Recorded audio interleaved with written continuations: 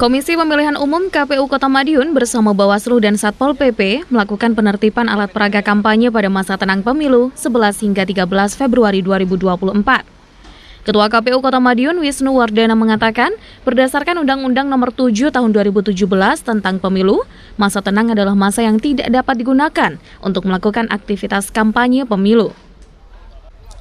Karena itu, ia mengimbau partai politik maupun peserta pemilu dapat mengindahkan aturan. Bila perlu, APK berupa baliho, spanduk, banner yang selama ini terpasang di sejumlah lokasi dapat ditertibkan secara mandiri tanpa harus menunggu petugas. Iya, KPU berkoordinasi dengan seluruh instansi, mulai dari pemerintahan, instansi dari vertikal, teman-teman dari keamanan, Bawaslu, dan juga seluruh pemangku kepentingan ya di dalam pemilu ini. Kita menyampaikan bahwa ini di masa tenang sudah harus dilakukan pembersihan, termasuk kegiatan-kegiatan dari kampanye sudah harus selesai. Jadi alat peraga kampanye akan kita tertibkan atas dasar undang-undang ya. Atas dasar juga peraturan KPU terkait dengan tahapan pemilu yang sudah memasuki masa tenang. Dan diharapkan dengan pembersihan ini juga masyarakat ya bisa kemudian berpikir terkait dengan siapa yang jadi pilihannya di dalam pemilu nanti, baik paslon ya, DPD maupun calon-calon wakil rakyatnya. Begitu juga dari KPU nanti akan bekerja mulai melakukan pendistribusian logistik ya sampai dengan kelurahan untuk selanjutnya menuju TPS. Sementara itu, Ketua Bawaslu Kota Madiun, Wahyu Cesar Tri Sulistyo menyebut, pihaknya turut serta melakukan pengawasan penertiban APK maupun bahan kampanye pada masa tenang ini.